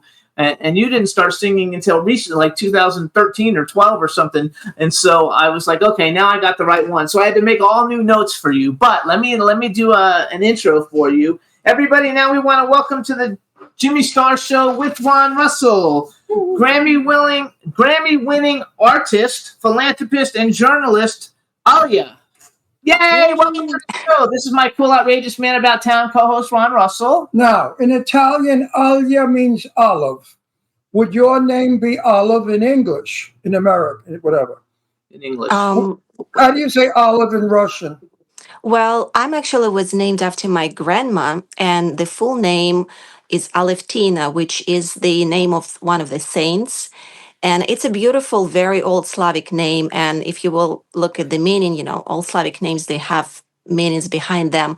It would be something pure, something beautiful, something clear, something connected to spirituality. When I came to United States 13 years ago, Alevtina was something very difficult for Americans to pronounce. So I just shortened my name to Alia. Although even back in my native country, people could call me Alia. We have like a little soft L sounds, and we can soften any other consonant. But which kind of close. But Alia, it's my adaptation for American language.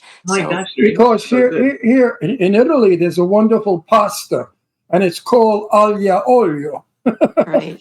So that's why I thought olive. But how do you say olive in Russian? Оливки.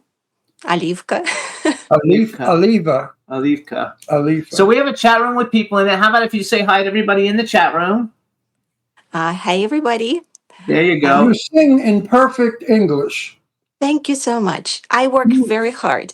As much as I'm proud of my roots, I'm very proud where I came from. I cherish my roots, and but when you an artist, when you're in entertainment industry, I think it's so important to work a little bit extra to make sure that whatever you're trying to deliver as an artist is heard and understood exactly the way you wanted it to be. So, I mean, I did a lot of work.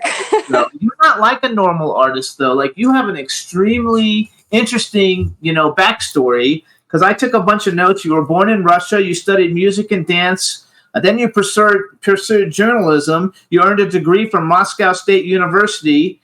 After you graduated, you got a master's degree in economics from the Moscow State Institute of International Relations. Most people who become singing artists, they don't do all of that. They just start singing and young, so you were significantly, older. No, Olga, my friend Olga. Olga was, Olga plays the piano. She sings. Most pop stars. And Olga is a urologist, a woman doctor. What is that? What's gynecologist, and she's from Russia.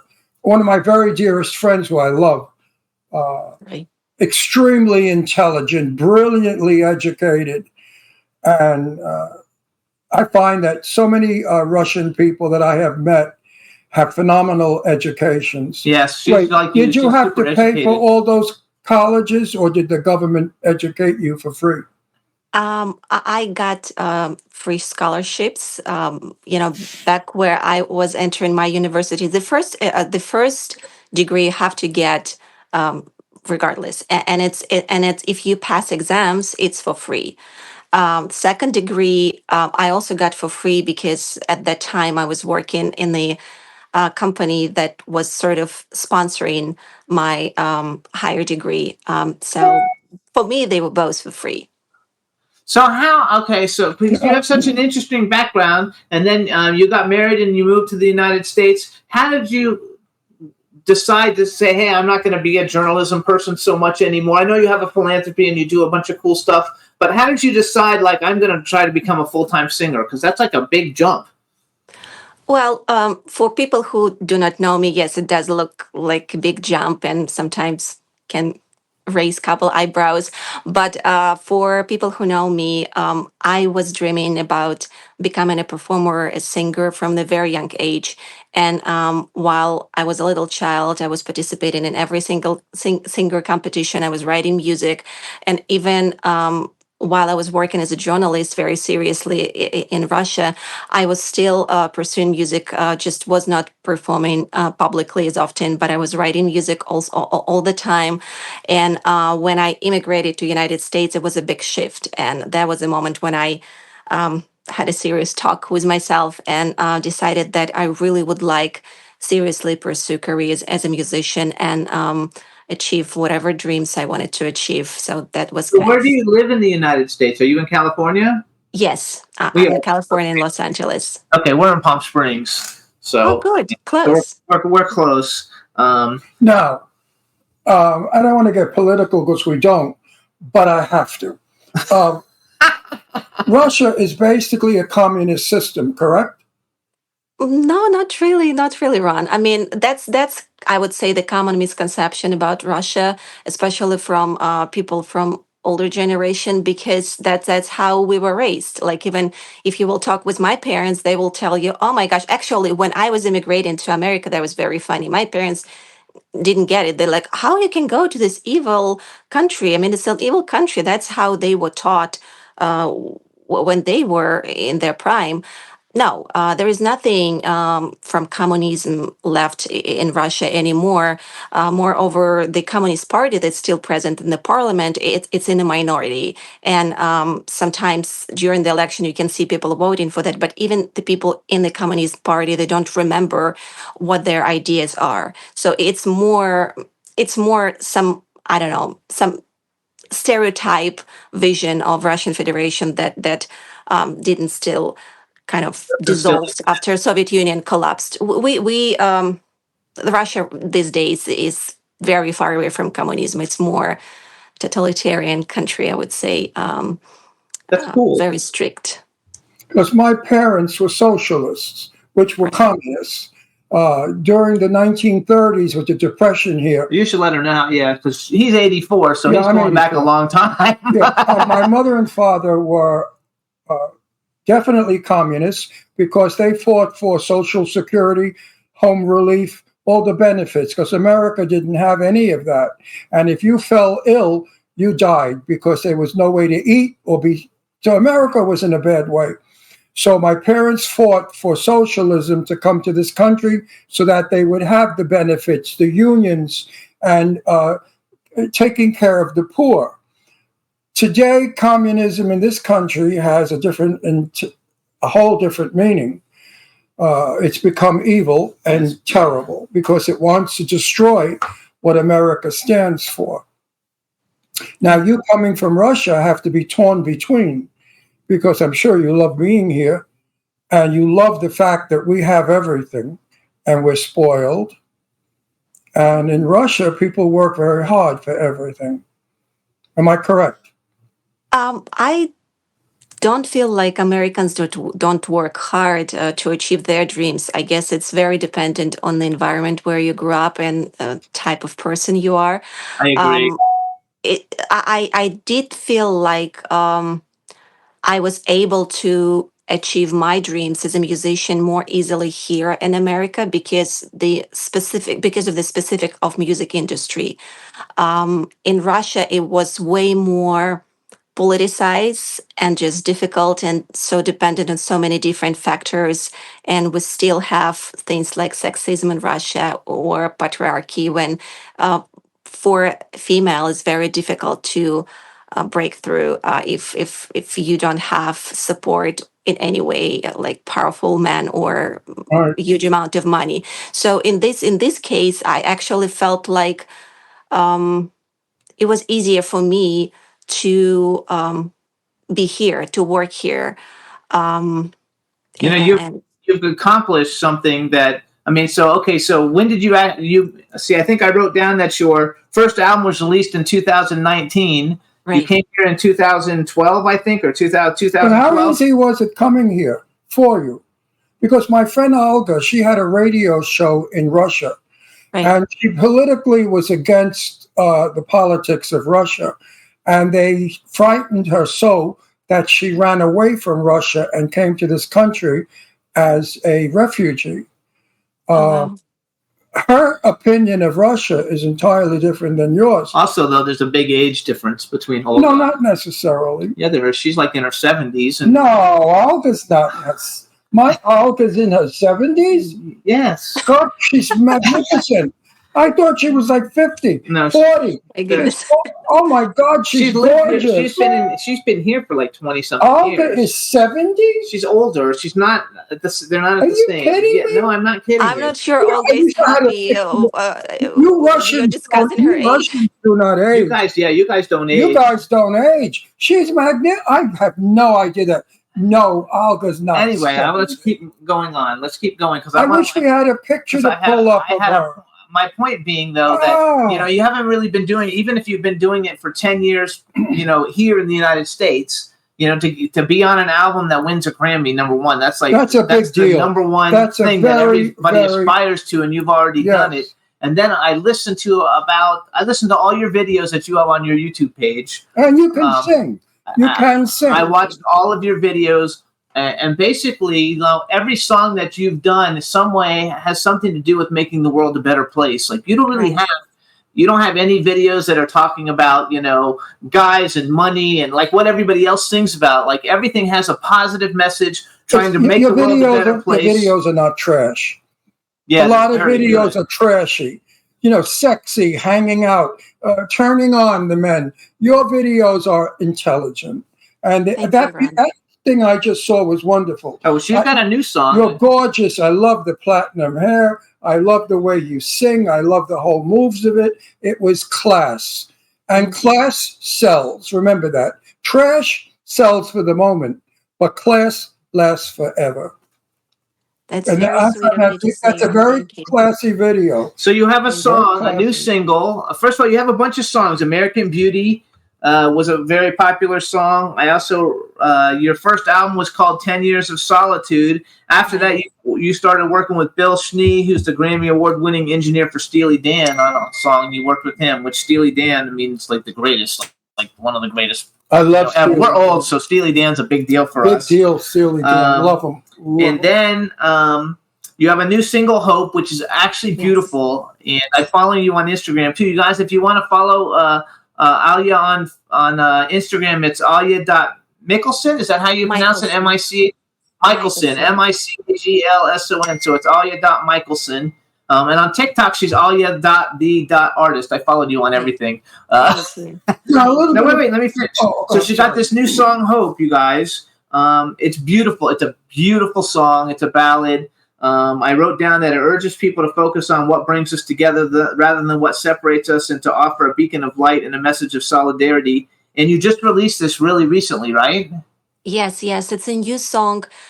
Beautiful song. It had so much meaning for me. One of the most effortless songs I've ever written, but it's so meaningful. And there is a beautiful story with this song by itself.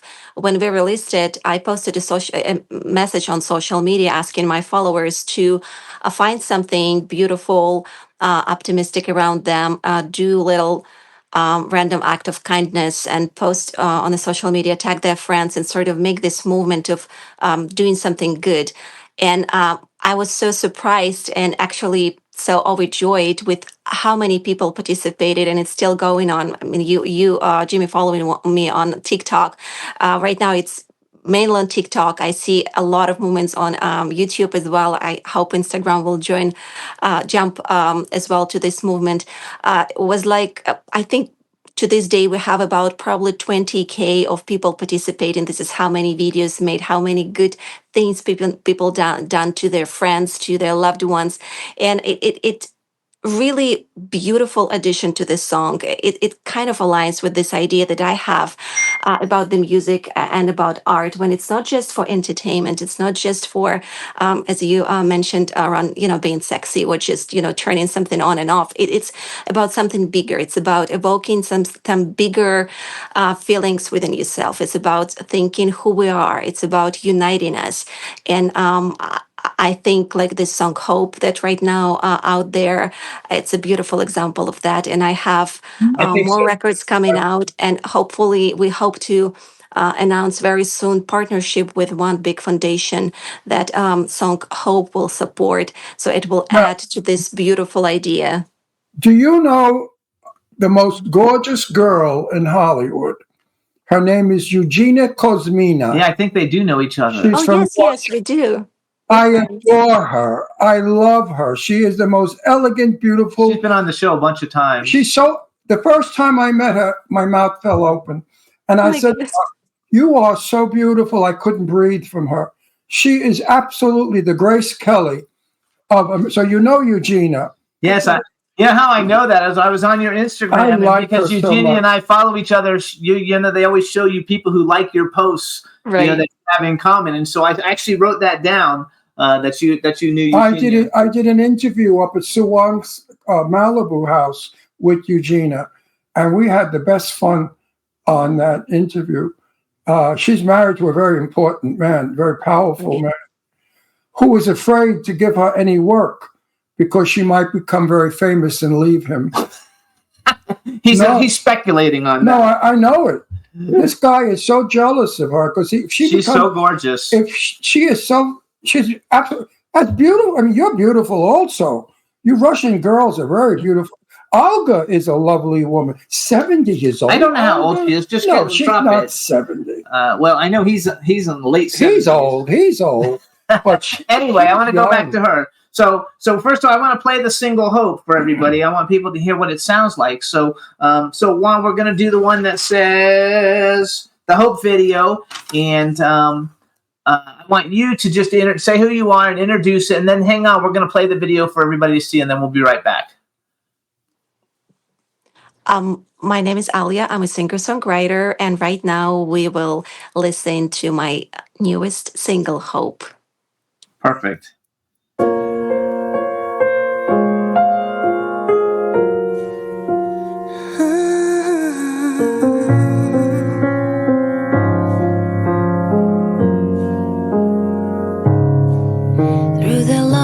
Nights when hope is out of your sight, in the darkness when the world seems so cold, you feel like all is lost and you are all alone.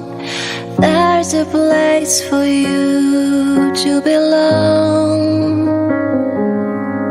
Let me help you find a way to believe. I'll say I'll be your hope.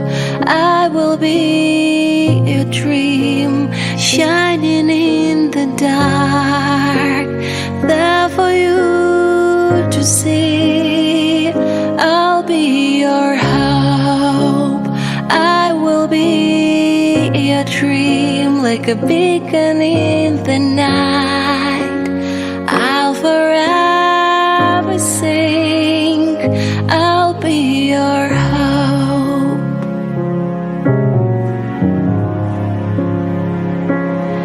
There is a guiding light in the night to help you when the fighting voices say you can't go on. There's a brighter day I know it will come. Don't give up, you must hold on. Let me help you find a way. I will pray for you and say, I'll be your hope. I will be your dream, shining in the dark, there for you to see. I'll be your hope. I will be your dream, like a beacon in the night.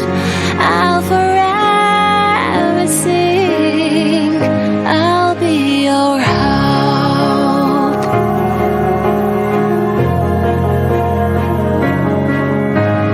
Through despair and the tears, through highs and lows, I will bring you peace that fills your heart with joy.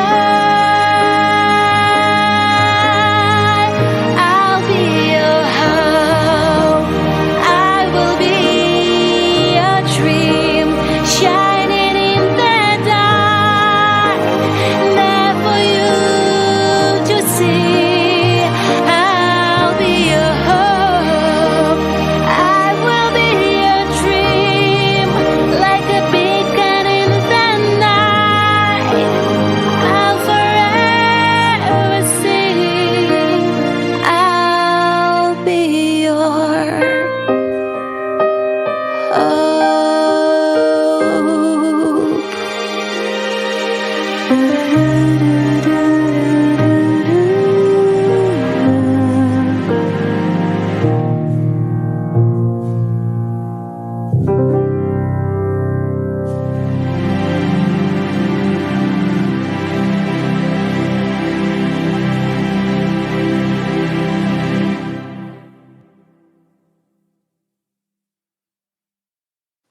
Now, this song, Gorgeous. I love it. hang on. Thank you. This song is so necessary today. Absolutely. It's I'm necessary. so thankful for this remark. This Oh, was really? my feeling when It- actually the way I created the song, I was listening to the news. Everything was bad, like everything was falling apart, and I just said to myself, something's got to change. And I started from myself. I felt like I really wanted to come to the studio, write a song, get the message out. That was my answer to all the chaos and all the uncertainties that we experience as a the mess human. that So we're in. This is inspirational. The thank lyrics you. are absolutely mesmerizing because they make you feel that there's hope in this crazy world that we live in today. I Thank you love so it. much. I love it. I think it's I think it's fantastic. beautiful, and your voice, not for anything, but I could have fell asleep. It's Oh my like goodness. a mother. It's Well, like a that's a good mother thing. I love lullabying it. her child. The relaxation. It is, Very relaxing. it is Yes. so soothing that I could actually just feel like that. It's Chat room wonderful. loved it. I Everybody love in the your chat- song. I everybody in the chat really room loved love it. your song. I love your voice, and I think I love you a little. You're very sweet. Now listen, you You're have a very husband. sweet You have a too. husband who's a doctor, right? Yes. Yeah. So that's good. You're married well. I'm glad. No, and you have a big philanthropy. So you guys, Wait. How many kids? Oh, well, what would you guess? What? what would you What guess? would you guess? 2, No, I 3. think 3. Okay. Oh, so just like I think Eugenia has 3 too. Don't you? Eugenia has 3. Yeah. Sure. So you guys, if you go, You're very lovely. I have to say that I'm impressed with foreign people. I find Americans today are quite common, loud, vulgar, dressed terribly, and not the Americans that we were 40 years ago or 30 years ago. There was a time when the American women set the fashion for the world. Everybody wanted to be Grace Kelly, Rita Hayworth, or all the beautiful movie stars. Today, the young people, if they emulate what's famous, they look like crap. They have tattoos all over, earrings, nose things, weird. It's not a woman anymore. everything's ripped. It's not, and He likes looking, your elegance a no, lot. well, she's You guys normal. hilarious. You're normal looking. You're beautiful, and you're normal. So wait, let me go back to this. So you guys, first of all, if you want to see more, first of all, you can just plug her name in YouTube and you can see, because she's got a bunch of great videos, a bunch of great songs. You definitely want to see the American Beauty video. You can also go to aliaofficial.com if you want to find more about all the things that she does, because she has a huge philanthropy. You can go to aliamickelson.org and see all about her background and her philanthropy that she does. The American Beauty, that was kind of like your first hit, right? Yes, yes. And it's funny because, the Ron just started this conversation about the Americans and what he thinks America is becoming. So one of the things that I'm very passionate about is to uplift voices of immigrant females, because this is where I come from. And I strongly believe that the immigration, and I don't want to go political over here at all. I want to kind of, people try to hear me from the emotional perspective. I do feel immigration, that's something that could help America to hold on for that American dream idea and actually keep it pure, keep it real.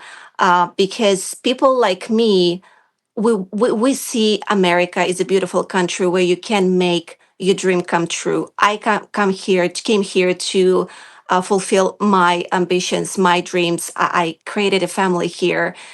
Millions and millions of talented females and male come every day. They see America as something brilliant and shiny, and they come here with all the best. Only the best people come to this country. So this song "American Beauty," it was my attempt to sort of talk and start this conversation on a positive note, to show the immigration from the perspective of the real stories, real people. And I co-directed this video myself, and you can see the real success stories of females throughout the video. And you can see the stories when people come from nothing and becoming something. And I have actually the beautiful story to add to that. This Russian-Ukrainian conflict that unwrapping sadly in front of my eyes, it's very personal to me, because my childhood was in Ukraine. My grandma is Ukrainian and was in Russia. So when the conflict started, I went to the Mexican border and I took two Ukrainian families that I brought to my house. They lived with me for 6 months.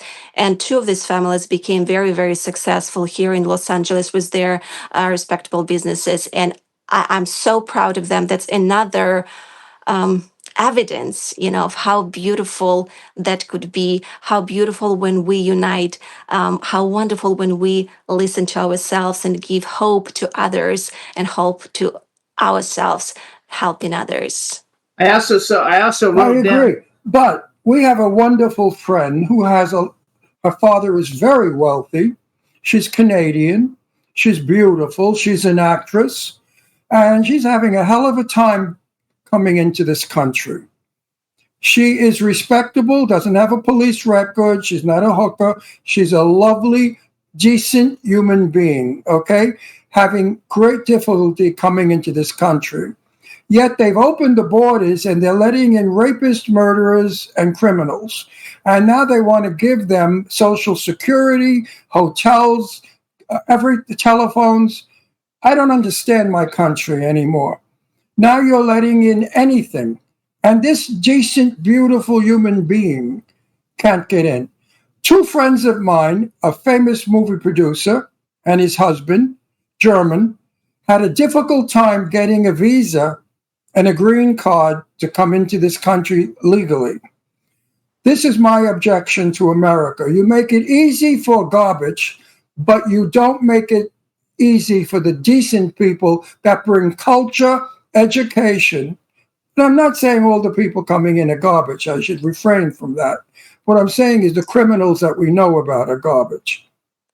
I agree with you, Ron. But the thing is, you have to sort of divide and distinguish people from politics. And all I'm talking about people, even when we talk about politicized subject like immigration, I still try to remind people that there is like souls behind that. There are real people, real stories behind that, and the immigration policy should change in this country. And I, as the former immigrant, can tell you that for sure, because it doesn't make any sense when you come to the country and you have to wait for 7, 8, 9 months to receive your Social Security or approval for you to go to work. How are you supposed to survive for these 8 months? I mean, obviously, the immigration law, by the way, in this country did not change for the last 100 years. So, of course, the immigration changed, the consequences changed. You're People right. move so frequently right now. It's a political question. But my job as an artist, remind people that we have to stay truly to who we are.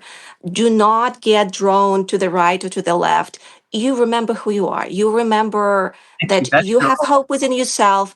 Give hope to each others. This is, in my opinion, as a foreigner and as a new American, should be the new American dream. Give hope. Do something. So everybody, you should check out the song American Beauty. Check out the video. It's a beautiful video. And basically the message of the video is to stay true to your roots, be proud of who you are, be thankful for whatever life brings to you. It's, again, like I said at the beginning, all of your songs, have hope and trying to make a world a better place, messages in them. And I think that's one thing that is going to help your success and also sets you apart from every other artist on the planet, because hardly anybody does that. And so the fact that you're coming here and you're trying to give back to the world, I think is very admirable and beautiful. And I think that you're doing a great job. But don't forget, she comes from a culture that is incredible. I mean, the Russian culture, the art, the paintings, the ballet, the music, the composers. I mean, this country is not a third world country. No, I know. This is a very important, intelligent country, as is Italy and other European countries of Europe. What I'm talking about is what fear we have, that we have people coming in our country now who are enemies of America. They are our enemy, and they want to hurt us, and they will eventually hurt us by blowing up things or by doing sabotage. So we're going to wrap it up. So this is my point. The decent, good people from all over the world that are valuable have a hard time coming in, but they're letting in just anybody. And I'm vocal about it. I'm not going to hide. I'm vocal. And if I could make it work where people start to understand that we must have borders, we must not let in the wrong people. We must let people in like Anya. Absolutely. And give her easy entry. Was it hard getting in and becoming? For me? Yes. Well, I was very fortunate, actually have, I would say, a relatively easy story, because when I was coming into this country, I was coming in knowing that I will be creating a family with my future husband. So my story was not terrible, but I know countless stories when it was very difficult, especially for the people from creative spaces like artists, musicians, photographers, models, actresses. This is difficult, and not just from the documents perspective, but there's a lot of things in there. If you will look at the Hollywood, even from the job perspective, like I was randomly came across some video on Instagram yesterday when some lady was talking about that. Didn't you notice that like all the evil people in the movies are Russians, but for whatever reason, even these people played by American actors and with like a very strange accent that doesn't represent even Russian accent at all. You're right. So, no, you're right about that. I mean, even if you misrepresent, you brought it up. I would have never thought about that until you just brought that up. But hold on, because I'm sorry, we're actually out of time. Oh no! So you guys, please listen to Anya. Follow her on Instagram. Follow her on TikTok. And buy her music. Buy her music. You've been a pleasure, and you're are a talented so charming. artist. You are the most ladylike. It was wonderful chatting with you guys. You're hilarious. I had a wonderful time. Thank you so much. You're absolutely charming. So we'll see you soon, and best of luck in everything. Bye-bye. Bye-bye. All right, everybody. Thanks so much for tuning in. We had a great show. We really enjoyed it. Hope you guys did too, and we'll see you next week. Bye, everybody. Sunlight can turn out to you.